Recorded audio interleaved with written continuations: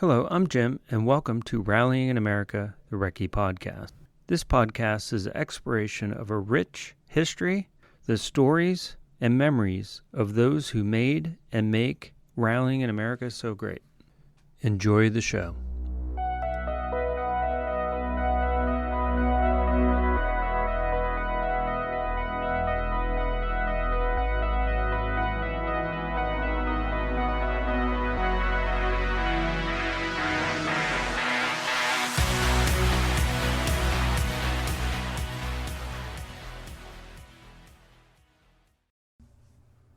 This week's episode is a special one for me.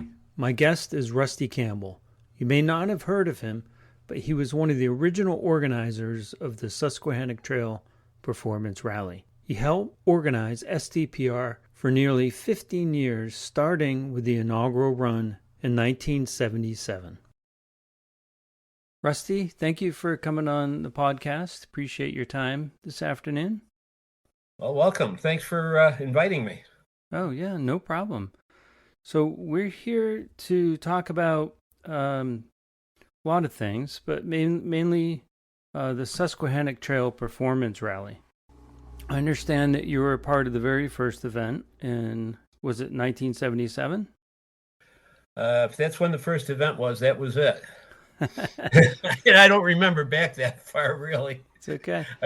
I remember the event. I think Bill Leatherstitch was the organizer and the rally master for that one. Okay. Now, go ahead. No, go right ahead. I was just going to ask, did you grow up in the Pennsylvania or New York area? I grew up in Dansville, New York. Okay. So yeah, the New York area, and generally the upstate. At that point, I was living in Pittsford, New York, up by Rochester. And I had a heating and cooling business up there. Okay. Great. So what got you into rally, and did you have a background in motorsports or just tinkering with cars? I think it was, make a long story short, I always wanted to do rallies after reading The Red Car, which a lot of guys my age read back in that time frame. And they had a salesman that came in. I hadn't bought an MGB GT, and the salesman came in the office and he said, "Hey, you ever think about going on a rally?" And so that's where it started. That was about it would have been 69, 70-ish, someplace in there. So was it a relatively new MG or a used one? It was used. It was probably a 65 or 66. I really can't remember what year. And that started me in it. My now ex-wife and I rallied at least once a month. And then when we were members of the Triumph Touring Club of Rochester. Oh, okay. There were really two rally clubs in Rochester: the Triumph Touring Club of Rochester and the I think it was CCCR, which is a Corvair club. Okay. And they did those two clubs did most of the rallying in the Rochester area. Okay. SCCA may have had an annual rally, but I don't even think they really had a rally at that point. Okay. And so we were involved in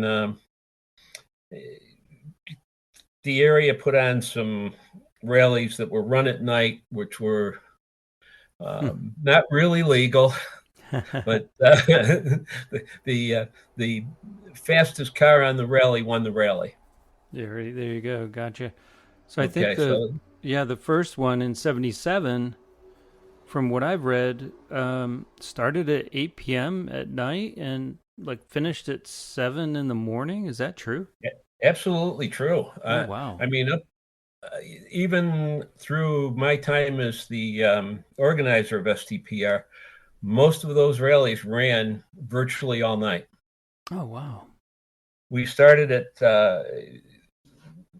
in the late 70s, early 90s. They started to have an afternoon section that was run in daylight, and then come back into the town of Wellsboro, regroup, and off the teams would go at 6 or 7 o'clock in the evening for the evening section, and it would finish up at 3 or 4 o'clock in the morning. Oh, wow.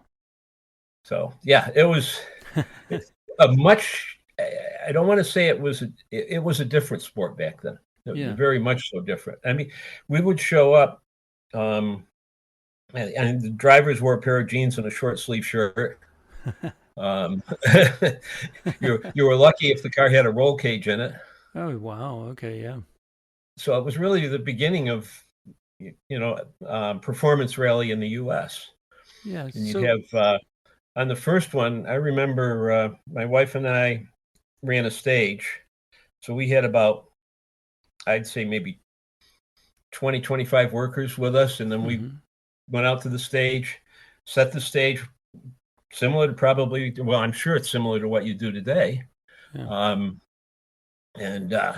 But John and Vicky were running, John Buffum and his ex-wife, Vicky. And they'd get to the control, and we were warned about this by, I can't remember who.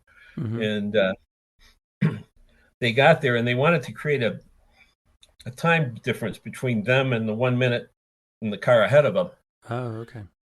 So Vicky pulls up, opens the window up, and she goes, "I need time to put my seatbelt together." And he has a belt holding up in the air. Oh, wow. So, we were told, and so I just said 5, 4, 3, 2, 1, go. I think they carried an extra belt with them, is the bottom line on it. Although it would have been possible that she just didn't belt up until after she left the control. Yeah. Okay. Gotcha. Now, was there a reason to run them at night? Was that because the roads were clear, or what was the reason? I believe the reason was because the roads were safer at night, because if you happen to have a car coming at you, you would be able to see it coming at you. I don't know what the real, whether there was a reason, but most of the rallies were run basically about a 12-hour stint in the woods at night. Wow. That must have been fun. Yeah, and it's, the sport's changed. I mean, it's obviously it's changed a lot. Oh, yeah. And back in the day, I mean, there were no,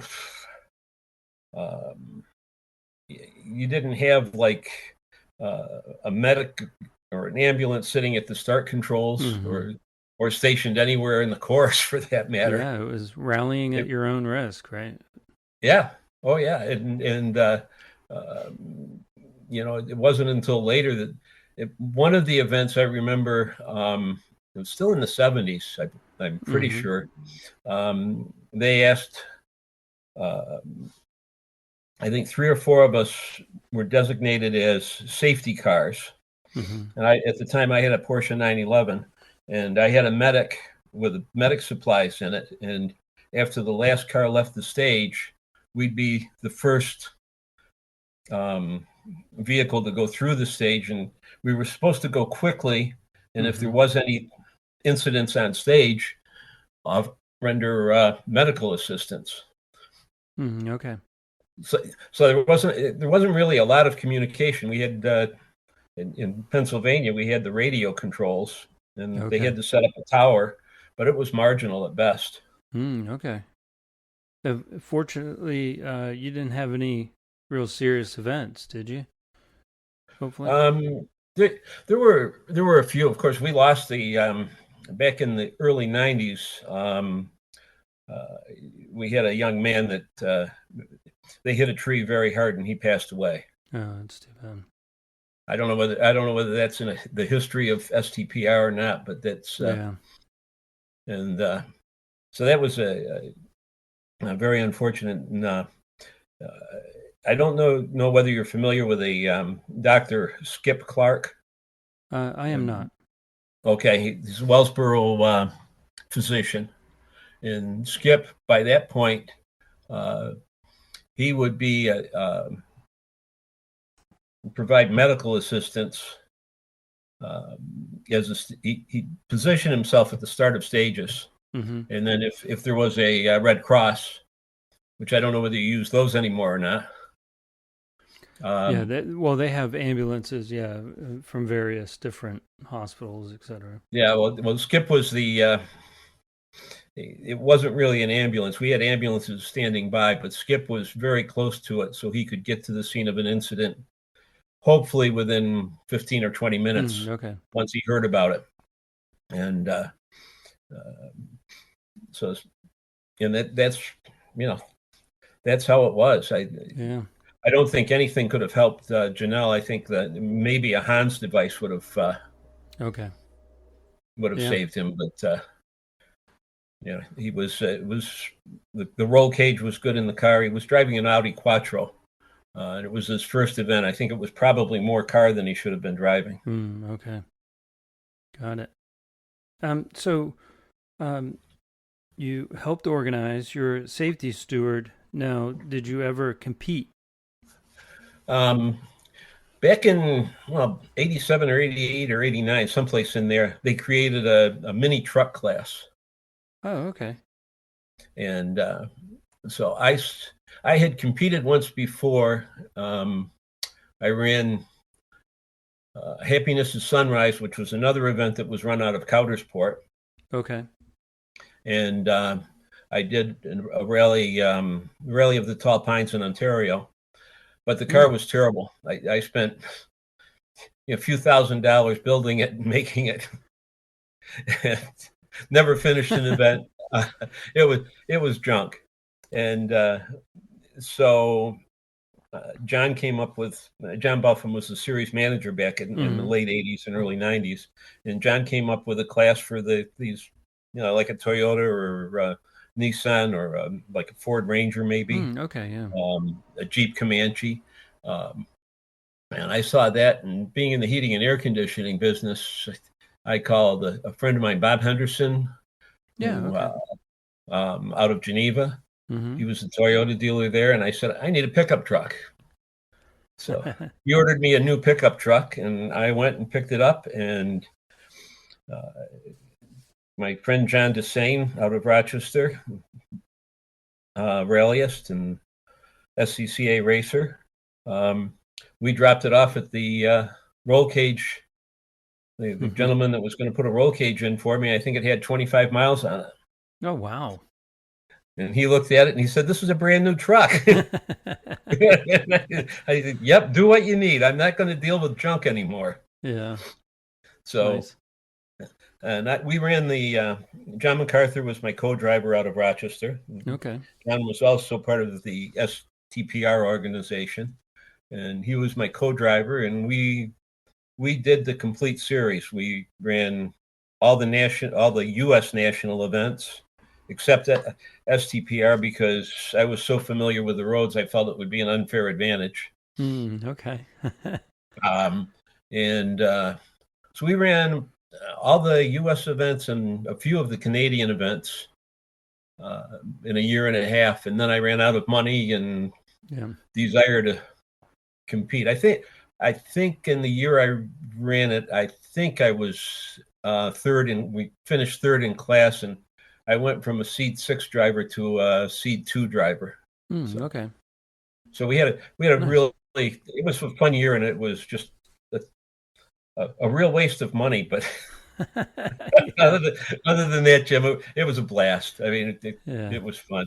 But on the first event, going back to that first STPR, John and Donna Robinson and myself and my ex-wife were reviewing the route book, and John found quite a few mistakes. So we went through and put addendums in every rule book. We stayed up all night the night before the event. Oh, wow. And corrected the route book. And then at the end of the event,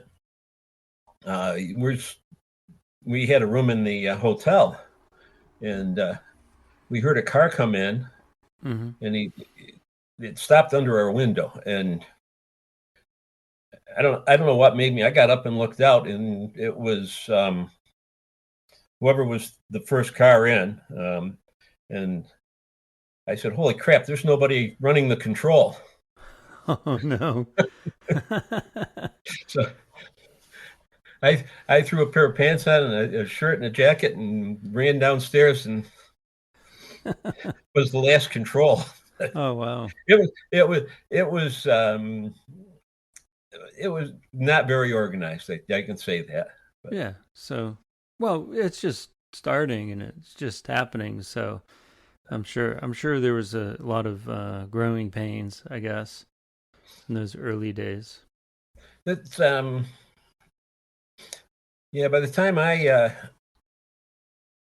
became the manager, but it became an event for the town, and it was really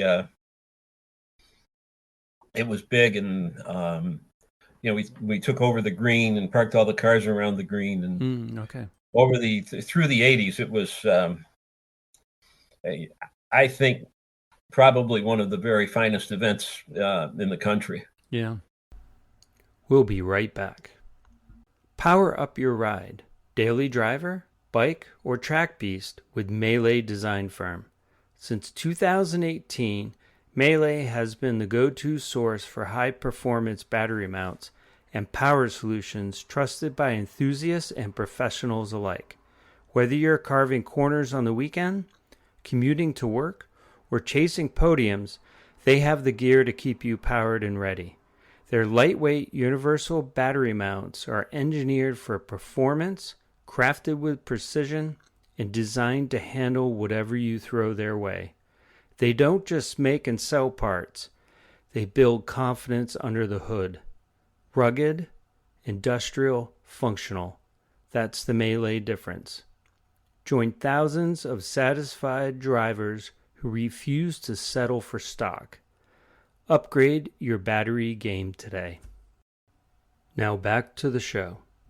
Easily, we took the national best pro rally of the year, whatever they called it, prize 3 times in about a 9 or 10 year period there. Oh, excellent. Nice. So the cars did have the park expose there in the green. So that's a nice long running tradition. Jim, yeah, and we worked very closely with Mary Worthington, who was the head of the Chamber of Commerce in Wellsboro, and the chamber fed some money into us. We had Citizens Bank, I think it is. Okay. Rich Wilkinson, Blasberg Beverage, a couple of other small community things, but our goal at that point in time was to, prior to my becoming involved with the group, it was all based out of Rochester, and Rochester brought everything to Wellsboro. Okay, so it wasn't an event it was an event put on in Wellsboro by outsiders. Yeah, right. So you hit stumbling blocks, and as I got involved in it, one of my goals was to, if we were buying what I called trash and trinkets, like the little pins that were given out. Oh yeah, I've seen those. T-shirts, whatever. If we needed something printed, we had Don Friday at the Wellsboro Gazette print. Oh yeah, right. We brought everything. If we were spending money, we would spend it in Wellsboro. Okay. And have Wellsboro people put it together. And Rich Wilkinson from Citizens Bank called me one day, and he said, "We're seeing that the rally brings more money into Wellsboro than any other of our tourism events." Yeah, right. And he said, "So the bank wants to become involved in the rally. Can we do that?" And so absolutely, right. I said, "Write a big check," and he goes, "Perfect, we can do that." Yeah, so excellent. Yeah, we got in some trouble with the community because the bank, at one event, the bank opened the bank closed like at 3:00 in the afternoon, like banks did at that point in time. Yeah, right. Then they reset everything in the bank, and they had a cocktail party for the Chamber of Commerce, the Rotary Club, sponsors, and they invited like Rod Millen and Buffum and a couple of the top drivers to be there, and they served drinks through the teller. Oh, that's funny. Yeah, so it was a lot of fun. I mean, it was just we did really good with that. I mean, we had the the local congressman from the Wellsboro area. He became I'm sure he was doing some politicking in there, but Oh yeah, I'm sure.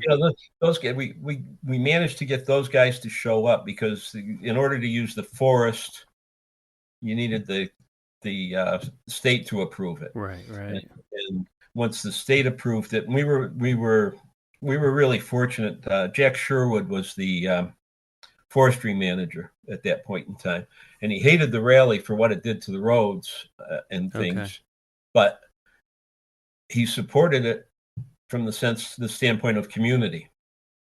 Right. And Jack became a good friend. He's passed away since, but he was such a good guy. And he would arrange in April, we would give him a map of our course and what roads we were using. And every once in a while, he would say, "Hey, I really don't want you going down this stretch of road. You could go down it as a transit, but the trout are running, or there's maybe an eagle nesting in the area or something like that." I gotcha. So he'd reroute us. Oh, good. But sometimes we really didn't want him to do this, but he would plan his road grading for the rally and grade all the roads on the rally prior to the rally. Okay, yeah. I think some of that still occurs, if I'm not mistaken. Yeah. So, I mean, it was really a great relationship. And then we had the support of the police chief in Wellsboro, and we even had I would stop by the state trooper's office in Mansfield, I think it was, every year before the event, and meet with Sergeant Toner, who was head of the state police there. Oh, okay. So, nice. It was just a really it was fun, and we used Diane Eaton, who was a reporter for the Wellsboro Gazette. She became the press. I don't know whether she was really the press person, but she wrote the brochure for us, and they printed the brochure, and they did all of that. Okay, very nice. So, with the folks in Rochester, what made them decide on Wellsboro? Is it because of the roads, or was there a combination of things? I think it was the town of Wellsboro. Of course, is a great community. There's a lot of hotels and motels in the area, so rooming was good. And I think Bill Leathersich, Happiness is Sunrise, I believe, started before STPR. Okay. So I think probably Bill could get the use of the forest roads in the Wellsboro area. Okay. And then it grew from there. I don't even know how many cars there was on that first event. I'm assuming 40 or 45 maybe. Okay. But it really grew. I mean, we had to eventually we had to limit the number of cars that we were allowing to enter because time restraints. Right. Oh yeah. So there still are. I volunteered last year, and there's still quite a number of folks that are from the Rochester area that are involved with the rally, and folks that grew up coming to the rally and now have are volunteering and helping organize and that. So Yeah, I think there's a lot of families. I mean, the gentleman that just passed away, that was the I can't think of his name now. James Uh, Monks. James, yeah, Yeah, he worked for James the and his, Gazette, did he not? Right, I think. I'm not sure where James. I knew he was selling what homes at one point. I talked to him about that once, Okay. but um, he started with his mom working. I think they did registration. He and his mother, Oh, okay. and then he and I think they assisted with scoring and timing at one point. Okay. But you're going back a long time for me. It's 40 years, Jim. Sorry, I don't expect you to remember everything. No, that's fine. I mean, I was going to try to do the rally. I wanted to do it as the organizer for about. I was shooting for 20 years, and after about well, after Janelle passed away on the stage, it became harder to. It became a little harder to do. Yeah. For a lot of the people on the event, and it was just. I knew it was getting to be time for me to retire from it. Gotcha.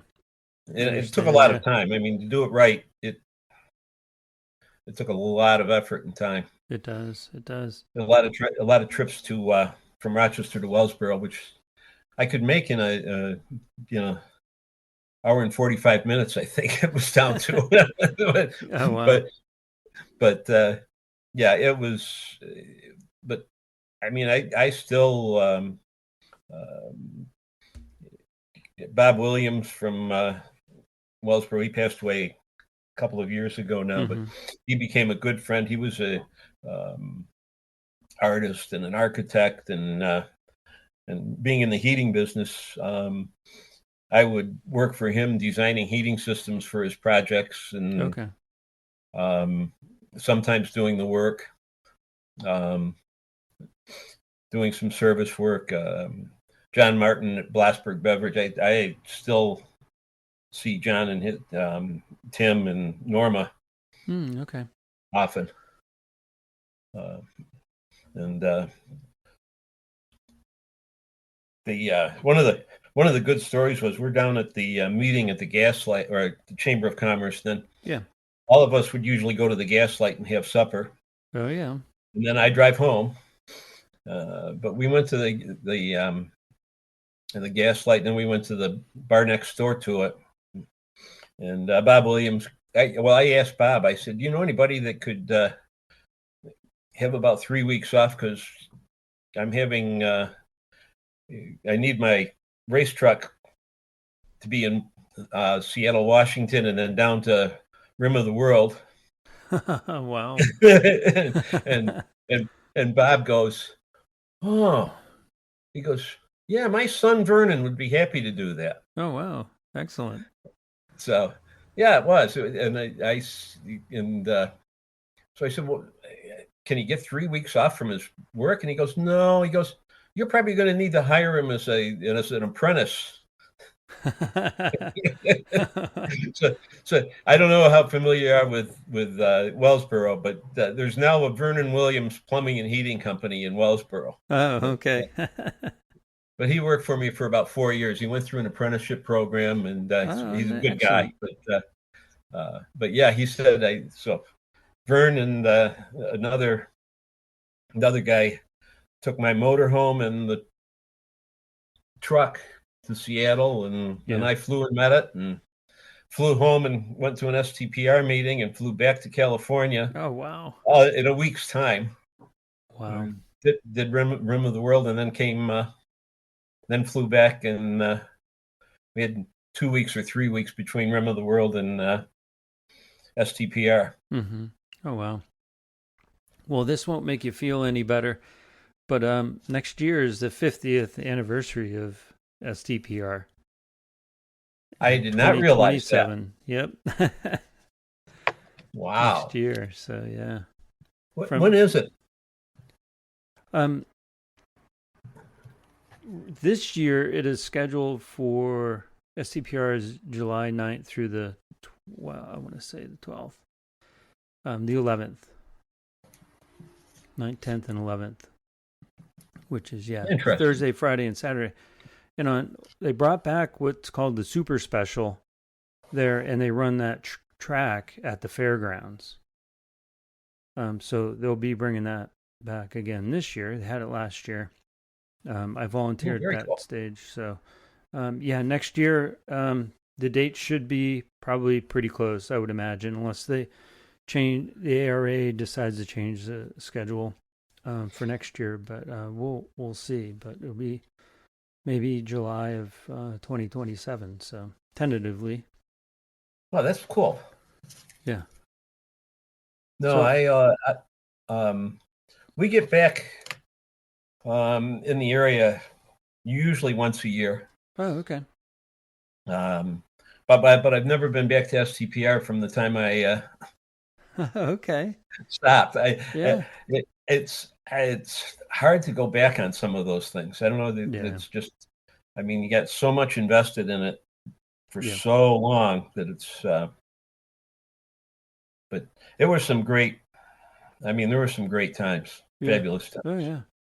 Well, how? Just an idea, and if you do come back for the 50th anniversary, I'm wondering if we could get some other folks together from 1977 or even through the 80s and 90s. I'm wondering if we could get a group of you together and just have you guys reminisce and maybe re-record your reminiscing. Just an idea. No, that's not a bad idea. We're getting fewer of us. Yeah, right. And we really need to document the history of SDPR and the rally in America in general. So that's my goal. Is to preserve a lot of those stories. I think I sent you a picture of that book that John MacArthur put together. Yes. I don't know whether you were able to find a copy of it. I not yet.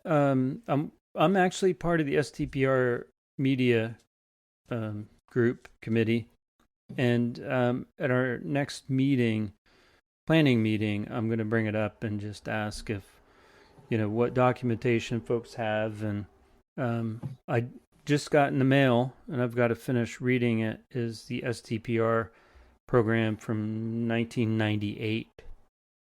Okay. So I was able to get my hands on that. They don't show up too often on eBay, but there are, pins and T-shirts and things that show up from past years. So yeah, I've got a mostly complete set of pins, but oh, good. I don't have very much in the as far as the old records of it. I think I passed them on to Debbie Siegel. I don't know whether you know Debbie or not. I do not. Debbie and her husband were really involved after I left.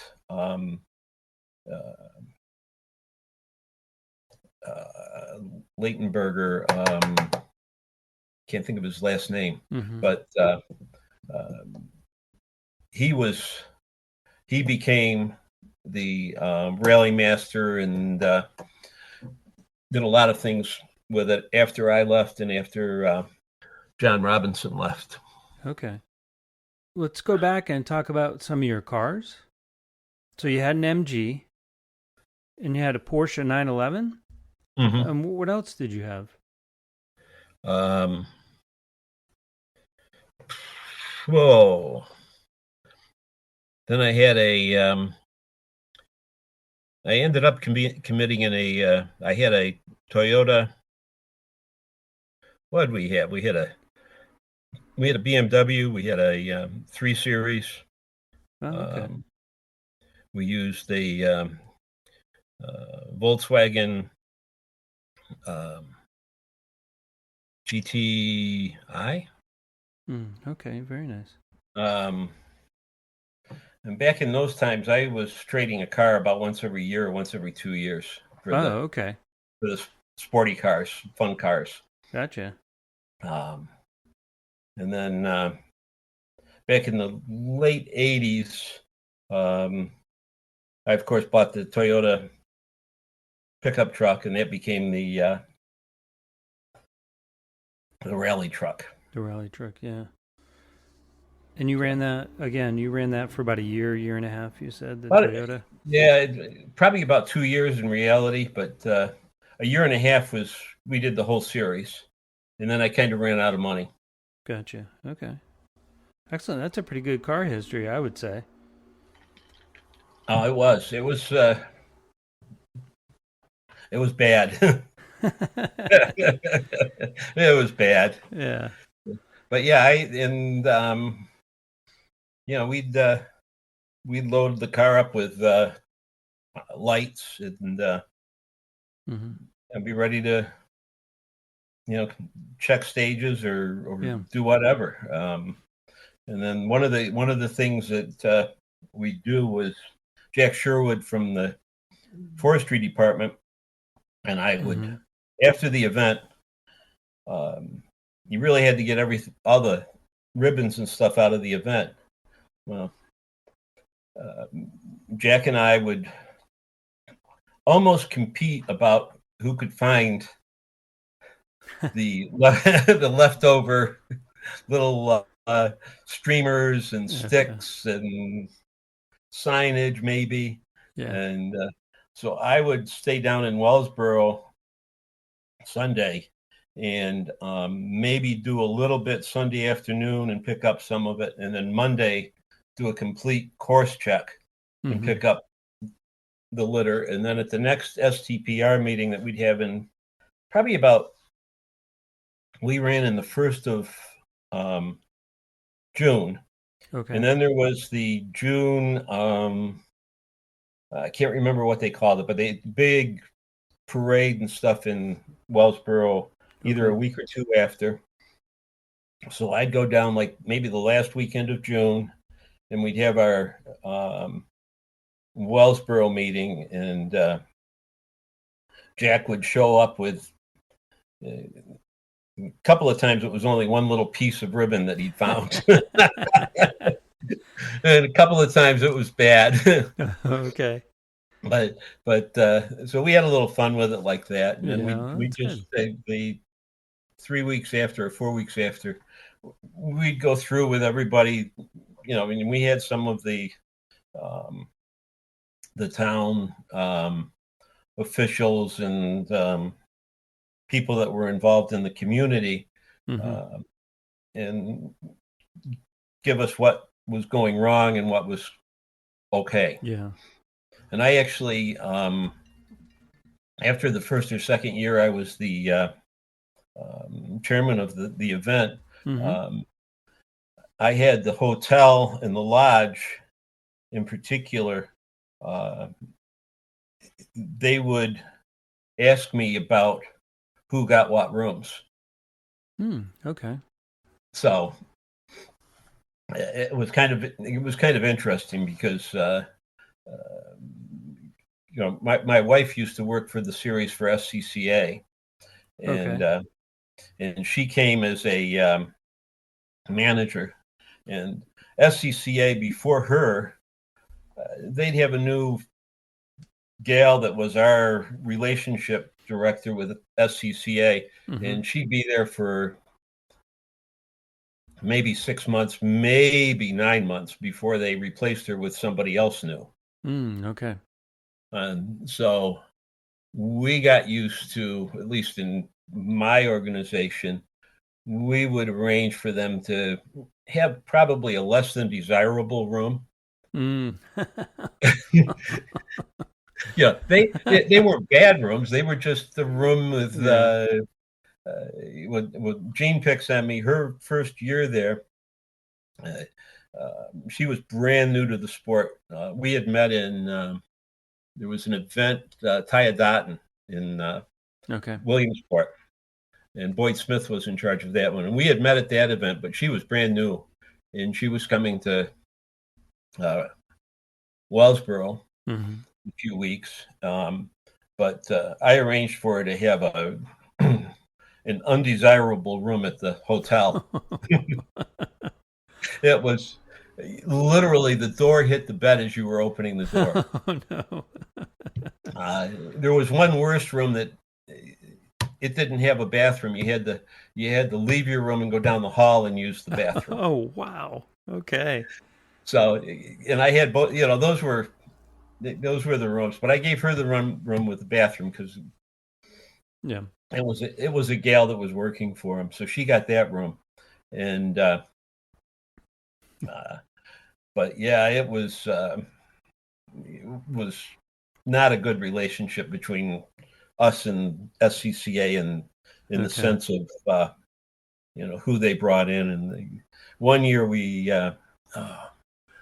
actually ran into this gal. She had a lot of money.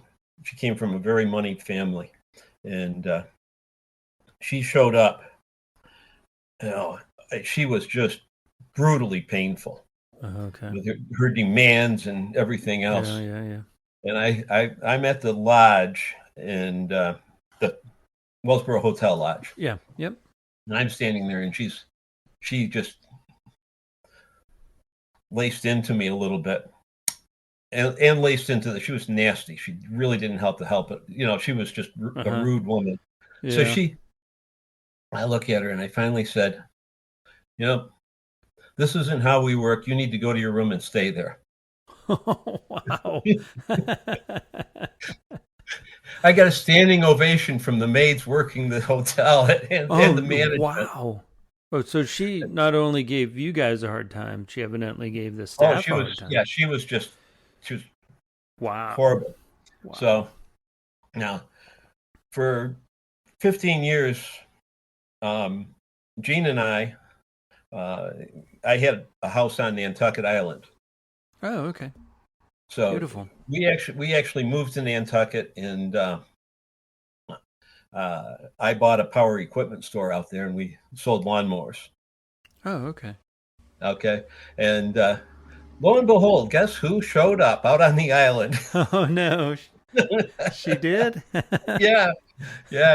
She. I can't remember what happened, and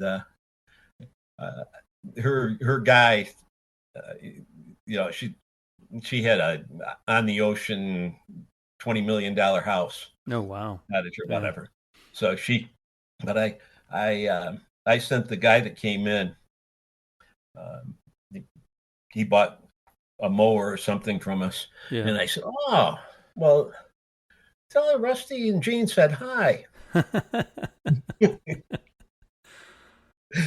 And he came back in and goes, "She wasn't happy." Well, yeah, that was but she was horrible. She was horrible. But yeah, no, we were, and then, but there were the town of Wellsboro was great to work with. I mean, we had I have some great friends from there that we still stop and see, and nice. Go to. But and I think we did well by including the community and making it a major part of the event. Yeah.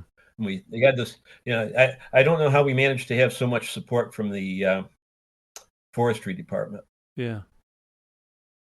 Yeah, that's great. Fantastic.